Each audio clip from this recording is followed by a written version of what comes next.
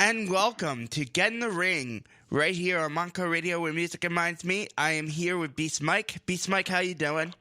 I'm pretty good. It is a really nice Friday, June 2nd, 2017. It is a really nice day out here.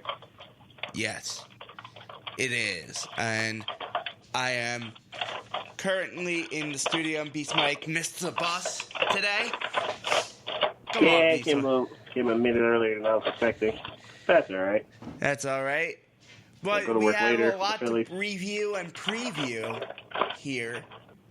Since we haven't been here in 2 weeks, because you went to the Metallica concert. Yep. Which, from everything I heard, was actually pretty good. It was really good. Yes, it was. Yeah. And then you honored the guy from Soundgarden last week. Chris Cornell. Yep. Yes, you honored him last week. Who unfortunately passed away just 3 days before the Metallica concert. No, it was after the Metallica concert. Oh, it was after, right. It was a couple days after, I should say. Yeah. So we'll go through Best of the Super Juniors first. We'll just give you the block winners and go through the last nights of the Best of the Super Juniors here. Night 12 and night 13. Let me put it up right now. Night 12 was the final day for the A block, and it's on NewJapanWorld.com. Jushin Liger defeated Taichi to cost Taichi his chance at Best of the Super Juniors, and that was Liger's only win in the tournament. So that was pretty good. Taka Michinoku defeated Dragon Lee in a 9-minute match, costing Lee his spot. Marty Scurll defeated Ricochet in a really good match, costing Ricochet his spot in the final. And then for the A block win, Will Ospreay defeated Hiromu Takahashi, defeating him, earning 10 points to Takahashi's 8. And the winner would have moved on to the final of the Best of the Super Juniors. So basically, Ospreay got a lot of help. Yes. And got into to get into the finals. The best of SJ. Best of the Super Juniors, and then night 13 was the final day for the B block. And it was and everybody was tied, basically. Yeah. So Kanemaru defeated El Desperado in an okay match, costing Despy his win. But the final, Ryusuke Taguchi defeated ACH, getting 8 points. Bushi defeated Tiger Mask 4. And then Kushida defeated Volador Jr. to win the B block. So block B in the three-way tie with Kushida, Bushi, and Taguchi, all with 8 points apiece. But I guess head-to-head tiebreakers went to Kushida. Yes. That's how Kushida gets in. That's how Kushida gets in, and Will Ospreay had the straight-up win. The A block.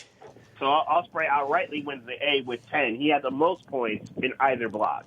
Yes, and that's how we get to our final, which is tomorrow not Ryusuke Taguchi, Will Ospreay versus Kushida, which will be tomorrow morning. Now, Ospreay won this tournament. Didn't he win this tournament last year? Yes, he did. 2015? Yeah, he's the reigning winner.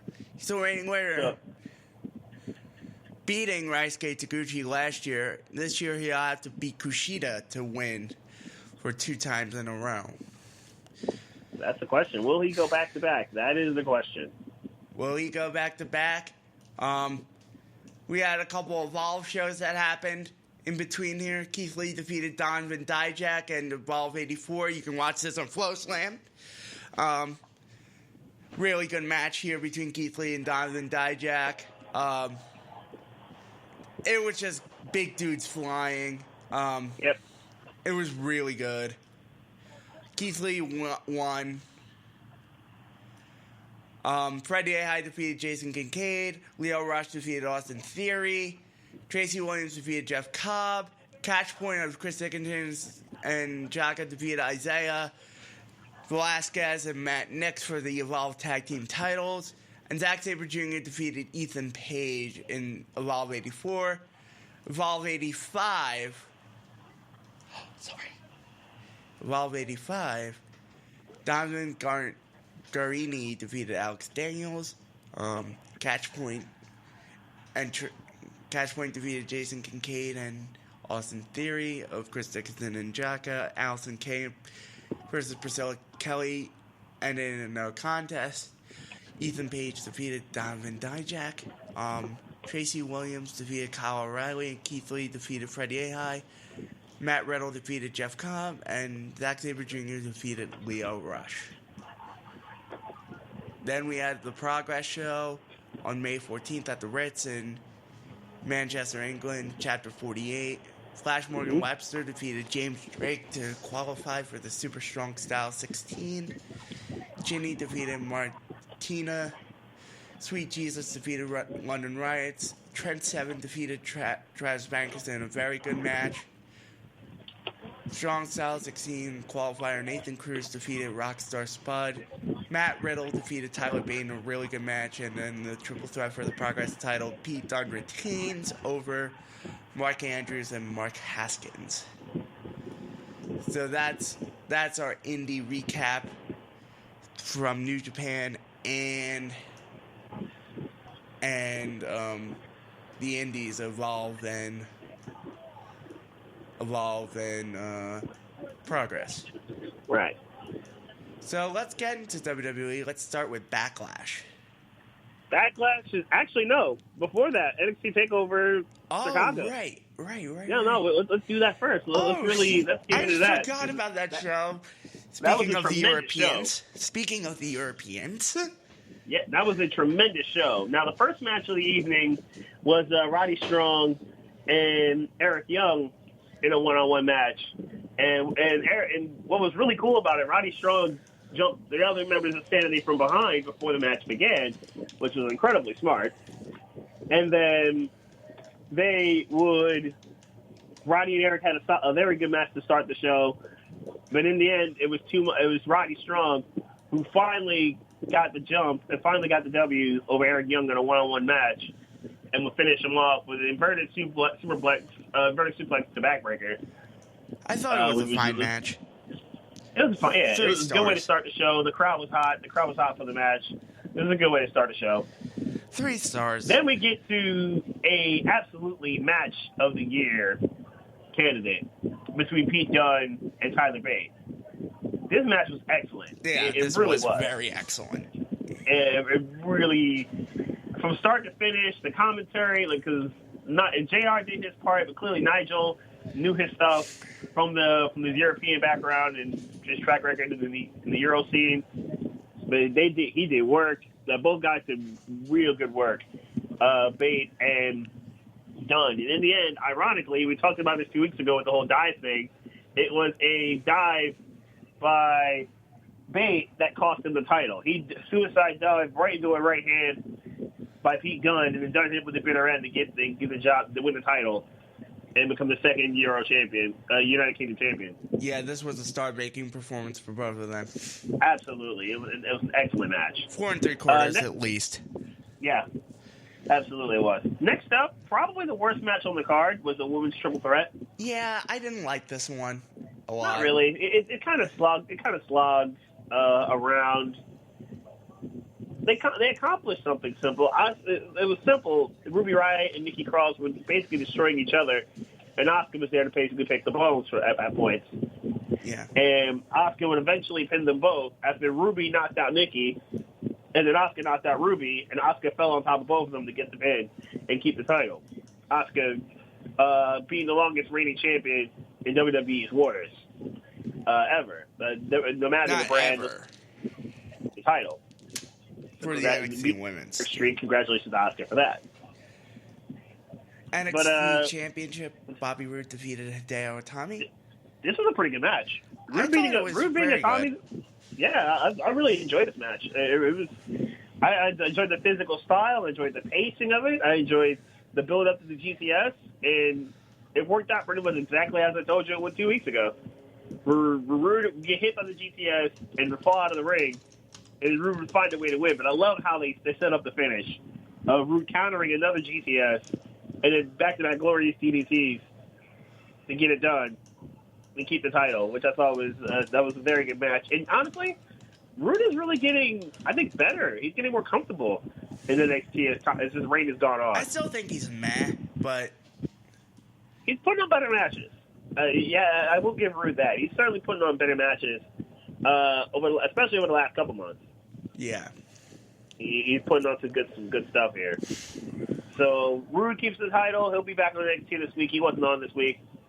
And then we get to the main event of the evening. It's the first takeover with the tag teams are the close. Gargano and Ciampa versus Authors of Pain. It was a very productive and very violent match. We wondered, would Ciampa compete with the busted knee before? Would he compete with the busted knee that he busted on the Thursday before the takeover? He did. He didn't show many signs, but obviously the match basically did its part to beat him up, and he will have some surgery more in a moment. But first, Authors of Pain delivered their own set of pain, and they beat up DIY, and they ripped that spot where Gargano's jaw met that ladder. It was just nasty. Yeah, that was just nasty. In the end, it was a super collider by the Authors of Pain, and then they would scale the ladders to take the tag team championships and retain. But that wasn't the story. The story, obviously, was DIY. And we're thinking, okay, maybe DIY is going to get called up. Maybe DIY is going to come up and be on Raw or SmackDown. Instead, Ciampa snapped. Tommaso Ciampa completely snapped and absolutely destroyed Johnny Gargano in one of the most shocking portrayals I think we've ever seen.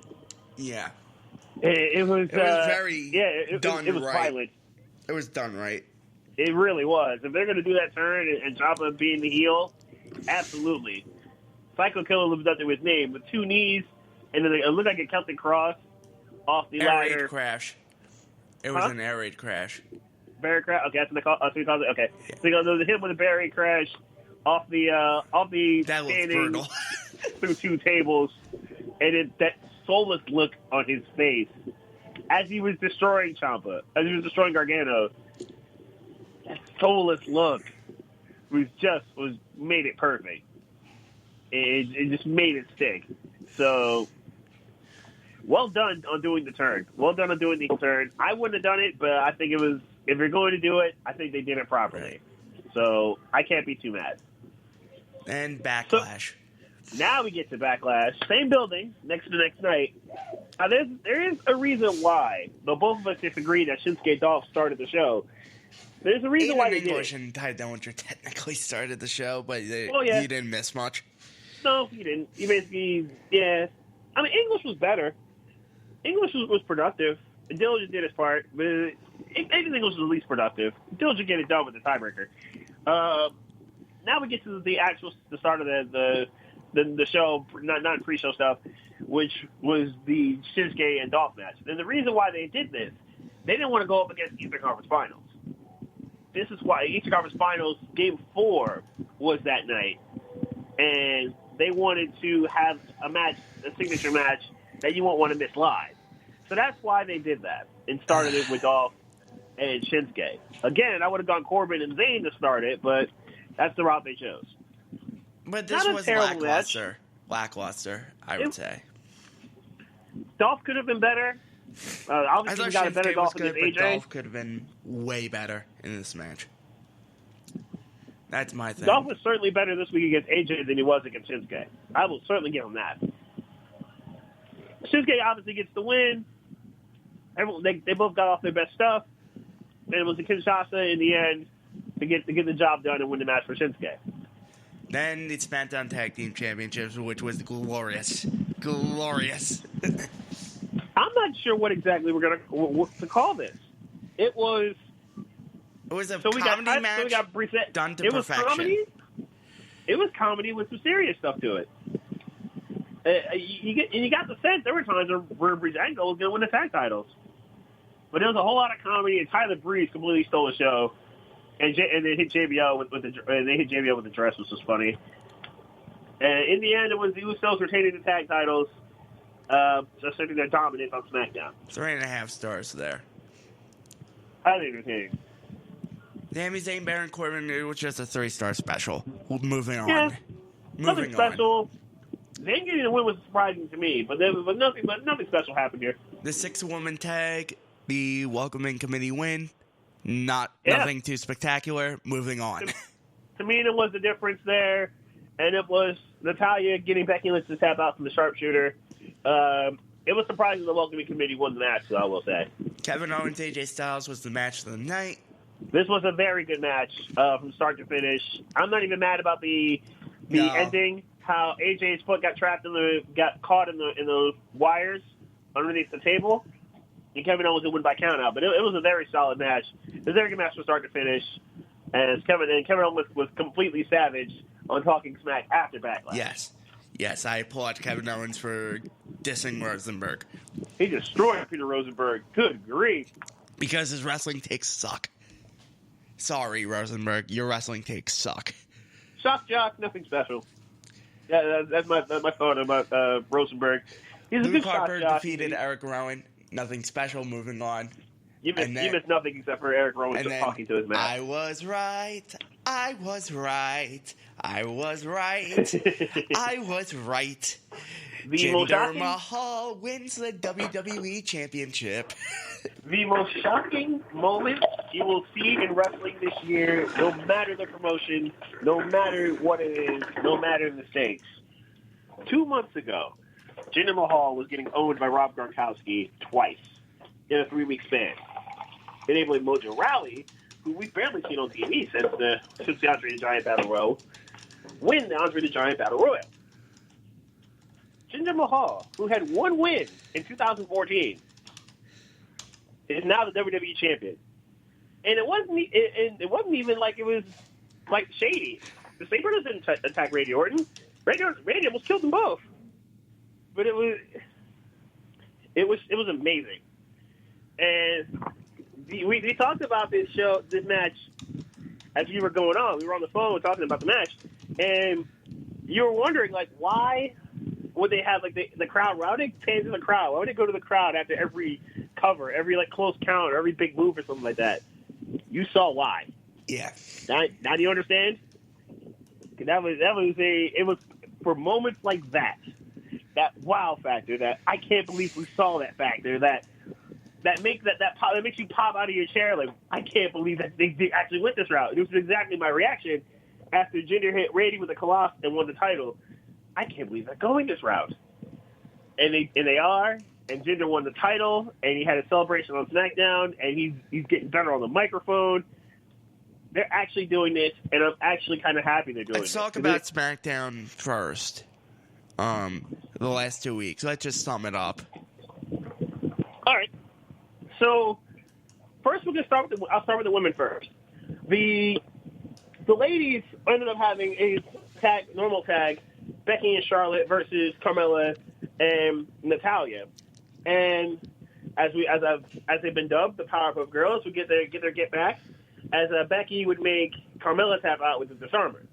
So that happened last week, and then this week, everyone but Naomi that was involved in Backlash was supposed to have a fatal 5-way elimination match, and the winner gets Naomi Money in the Bank. Chaos ensued. It was mayhem, as they all proceeded to destroy each other. With the closing part, Charlotte powerbombing Natalya through the table. But if they all proceeded to destroy each other in and around the ring, there was no match. Shane McMahon would then come out and drop the bomb in Atlanta saying, we're going to have the first ever women's Money in the Bank ladder match. Yes. Which I am very happy to see that. Now, all 5 women are going to be in the first ever women's Money in the Bank. You know the drill. The winner of the match gets a shot at the women's champion, whoever she is on SmackDown, anytime she wants it over the next year. So we're going to have a Mr. and Mrs. Money in the Bank at the start of this year. I say Mr. because now we're going to get to the men's Money in the Bank ladder match, and this match is incredibly stacked. Oh, so, they just remember threw they just threw every good guy on SmackDown and. Yep. Every good guy on SmackDown, not named any of the tag teams, Randy or Jinder, effectively is in this Money in the Bank. So we're talking U.S. Champion Kevin Owens, AJ Styles, Shinsuke Nakamura, Dolph Ziggler, Baron Corbin, and Sami Zayn. Yes. This match is going to be insane. In short, this match is going to be outstanding. We Usos saw versus New Day. The return of New Day, as New Day and the Usos are starting something, and I know we've seen them before with New Day as tag champions, but these Usos are better than those Usos you saw before when they were chasing New Day for the tag titles. Yes. These Usos are much, much better. Their promos are better. Their flow is better. Their style is better. This is going to be a much better version of themselves. As the Usos have really come on strong in the last 6 or 7 months, this is going to be I think it's going to be a really good match at Money in the Bank as New Day returns and will be have a shot at the tag titles. Before that, we saw Breezango beat the Usos in singles competition and they get a tag title shot last week, another tag title shot, which was much more serious, but the Usos retained in what was a pretty solid match. So that was productive. And that's it for SmackDown. So that's effectively it. The other things we saw were basically AJ and Shinsuke teaming up against Kevin Owens and Dolph Ziggler, and it was Shinsuke getting the pin there. And then we saw Dolph Ziggler beat AJ one-on-one this past week. But other than that, we didn't see much too much. Owens did get pinned by Shinsuke again in a different tag match with Corbin and Owens versus Zayn and Shinsuke. And with Shinsuke pinning Owens again, which they'll face off this week. I'm sure it'll be SmackDown's main event. Now to Raw. We have a Fatal 5-Way Extreme Rules match. A Fatal 5-Way that will actually happen for the number one contendership at Great Balls of Fire. Yep, so they're going to fight at Extreme Rules with the aforementioned name. Stick of the pay-per-view as the match. They're going to, obviously, all the players you expect between Balor, Wyatt, Joe, Rollins, and Reigns. And of course, Reigns and Rollins had an excellent match on Raw. They sure did. This past week on Raw, they had an excellent match to the main event. Meltzer rated it 4 stars, so. As Reigns would get it done. Worth going back to see. But what's not worth going back to seeing is This Is Your Life. Yeah, that actually happened. So, they've done the This Is Your Life thing a couple of times over the years. Rock and Foley did it to each other, and several people have done it with several other characters involved. Alexa did it with Bayley. And it sucked.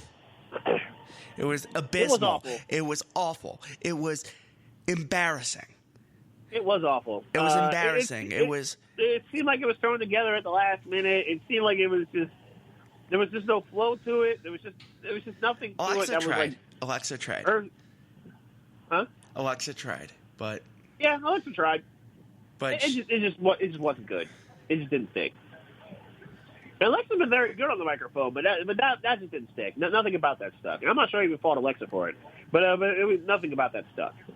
So it's Needless now to a say, kendo Alexa stick destroyed Bayley with a kendo on stick. a pole match. Yes, Vince Russo is apparently booking WWE. It's a kendo stick on a pole. At least it's not Viagra on a pole. In a related story, Russo's actually apparently he's trying to get back into WWE. Yeah, apparently not happening. Yeah, not happening because you suck. I hope not. I really hope because not. Because 99 WWF is as bad as 2000 WCW. It is. Let's never do that again. Let's never. Like you think 1999 is like Attitude Era. Vince Russo's on peak of his powers. If you watch that stuff back, it sucked. It sucked. It is pretty garbage. It's There's hot garbage. a whole lot of garbage. So Vince Russo is responsible for hot garbage. So don't hire him. Thank you. No one wants to listen to Vince Russo. So shut the hell up, Vince Russo. Yep. Dean Ambrose and The Miz. If Ambrose gets disqualified, Ambrose wins. I mean, Miz wins the title. Yeah, as Miz actually played that part last week, as Elias Sampson finally made his in-ring debut on Raw, And as it turned out, Miz would actually get Ambrose disqualified by attacking Samson. So this would lead to obviously Samson getting the jump on Miz, jump on Ambrose, effectively using Crossroads as his finisher. Samson win his next match, no big deal. Samson is basically doing the same stuff like NXT, where his guitar thing is boring, but his guitar thing is gets a lot of heat. But in the ring, he actually can handle his business. So I think Samson's going to be pretty productive on Raw. And Vince does too, apparently. He likes the way Samson looks. So Vince apparently digs a lot of Samson's style. Oh, God. Let's see here. We got the Hardys versus Cesaro and Sheamus. As Matt Hardy beat Sheamus in a one-on-one, enabling the Hardys to choose the match they want at Extreme Rules. And they would choose a steel cage match. So we are going to get our cage match after all. I thought it'd be Ambrose and Miz inside the Asylum, but it's going to be the Hardys and Cesaro and Sheamus inside the cage this Sunday. No, please don't bring back the Asylum match. Please don't. You don't think it'd be productive with Miz? No, it was horrendous the last time they did it. With Ambrose and Jericho. It was horrendous. It was way too long. I think shorten that by 5 minutes, the match would have been a whole lot better. It would still be horrendous. The match, Sorry. 26 minutes should have only been 20, which is why I would say I think that was my one problem with that. That was my major problem with that match. Not one problem, that was my major problem. All 6 parties were involved in a 6-man tag match between the Hardys and Ambrose versus Miz, Cesaro, and Sheamus. And it was Miz eating the Twist of Fate and Swanton Bomb combos. Jeff Hardy, so the 2 of the 3 former WWE champions in the match would be involved in the pin, as Miz would eat the pin for his team. Yep. The other big match that was last week on Raw was the triple threat between Balor, Joe, and Bray Wyatt, which in the end it was solid. It's one of those workman-like matches. Nothing super special happened here, but it was Joe getting the pin on Bray Wyatt after Finn hit with the coup de grace on Bray. And Joe picked the bone to get it done. And Matt Porter's in studio. Hey, what's up, Matt? Say what's up to the Get in the Ring universe. Yeah. Get in the Ring universe. How are you, people? It's going good. Beast Mike's on the phone. Beast Mike, what's up? You? Things aren't too bad, Matt. I'm at home. Just I'm obviously missed the kind bus. of doing last little preps for PSU in the fall. Nice. It's gonna be there. Yeah, should be very nice. Well, that'll be exciting. And I'm sure you were watching basketball last night, right? I did watch it. It was not a super productive. I think the first half was at least competitive. The second half it started with a Golden State 13-0 run, and Golden State never looked back. Cleveland was never in the game after the first few minutes of the second half. Beast Mike has all the jargon. Never looked back, taking care of business, all that good stuff. Yeah, that's exactly what happened. It was a beatdown. The second half was an absolute beating. Yeah, we're talking about Extreme Rules. Yep. Who do you think's going to win that match? I am barely paying attention with wrestling right now. I hate to say it. Who barely paying attention. Although, hey, look, who's going to Wizard World this weekend? The Hardy Boys are going to be there. Bray Alexa Wyatt Bliss will be there. Alexa Bliss will be there. And I will be there. And Gene Simmons. And, of course, Gene Simmons will be there. Yeah, isn't somebody from Monco doing a show? Christopher Walter from Monco Radio's own Cowboys and Robitussin will be live down at the. He's been there since yesterday. He sent me a picture. He looks pretty tired. I'm going to make sure I stop by his booth and check out his artwork. And you're seeing Gene Simmons today. And I'm going to see Gene Simmons tonight. And the Kiss Room is live from 1 to 3 today. And, of course, we'll be talking all things, getting people psyched up that are going to be going down to the show tonight at the Trocadero in Philadelphia. I believe tickets are still available, and you can meet me, Matt Porter, for free. How much are $38.50? $38.50? That's not you that should bad. Go. Not that bad. There'll probably be a lot in the Phillies game we're going to be working at later. Philadelphia is going to be on fire. We got Wizard World, we got Gene Simmons, we got the Phillies, and at least one of them is going to be where I'm at. So and awesome. Battleground's coming in. Battleground, it's going to be great. Yes. How have you been, Matt? I'm fantastic. If I was any better, I'd be twins. Who do you think is going to win the Universal? Who's going to win the number one contendership for the Universal title? Kooks, I'll be honest. I'm barely paying attention. Unless it's Hulk Hogan or Ric Flair. I probably, I haven't really watched in weeks. I think it's going to be Balor. I know it's one of your guys, but ever since they changed on SmackDown to KO saying it's the face, I can't even watch SmackDown anymore. I turn it off instantly. As soon as he comes walking out, I turn it off. You've never liked Owens. That's right. You never really liked Kevin Never Owens. jumped on that bandwagon whatsoever. I love hate Owens. him. And and I don't know, just for some reason Monday nights I just haven't been sitting Yeah, down I haven't watching. been watching that much either Monday night. I've been watching more indie stuff, honestly. Monster Factory, this show this Saturday. Nice. Yeah, you're all heavy into that one. And we have a show at the ECW Arena on next Saturday. I should go to that. I'm going to try to get to that, but I saw that. Yeah, you should. You both should try to get to that. And there's nobody more passionate about the business of wrestling than Danny Cage. That guy is an inspiration. I tell yes, you. he is. Yeah, we had him on the show. You had him on the show a couple months ago. He's fantastic. Yes, he is. No, he's really good. He really is good. Yes, even though Vince Russo's coming back with a kendo stick on a pole match. To where? The image of Russo's still alive. It's at Extreme Rules that Alexa Bliss and Bayley are going to be on a kendo stick and on a pole match. Nobody likes it. Nobody likes it. No, this is not a good decision. I don't know. They don't seem like they should be wrestling extreme. No. Well, the women's Money in the Bank ladder match is actually happening this year. Unreal. So, yeah, no, it's actually happening. And Charlotte's going to do some crazy dive. All right, well, get in the ring universe. Thanks for letting me on. Have fun. I'm going to go. I'll talk to you later. All right, see ya.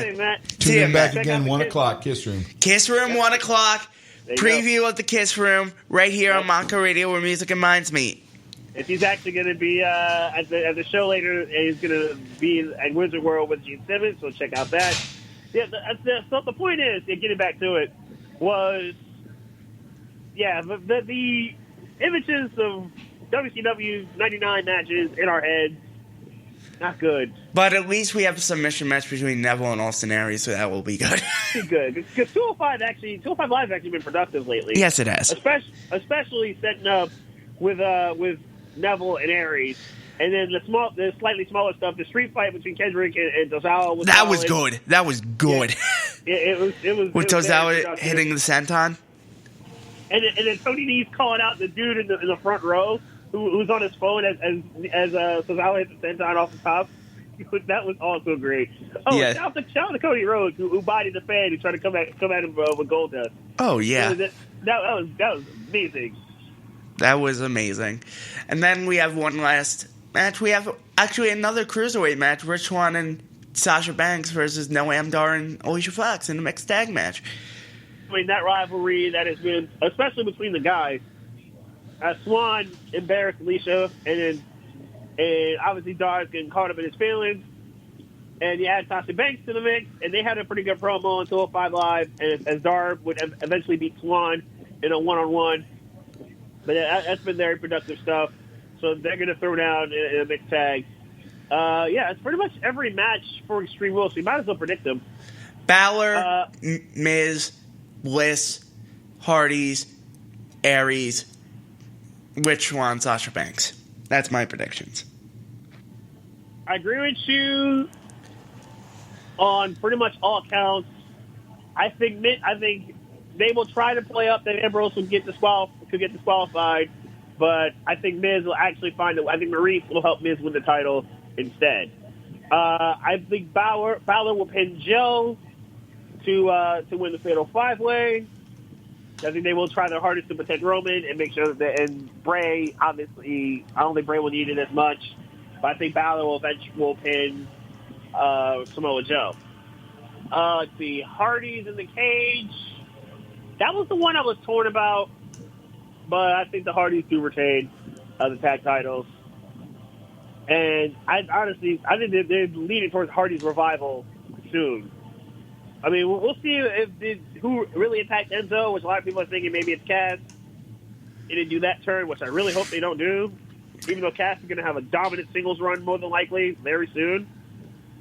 But I'd like to see them at least be tag champions once, Enzo and Cass. As good, as productive of a team as they've been, at least as box office as they've been as a tag team. Right. I think that's all the matches for. And that's it for this week. Yeah, that's all the matches for Extreme Rules this Sunday in Baltimore. And that's it for this week. Yep, that'll do it. I'll do it. It's 10:45. Listen to the Kiss Room at 1 p.m. Yep. On Mako Radio, where music reminds me. Thanks, Beast Mike.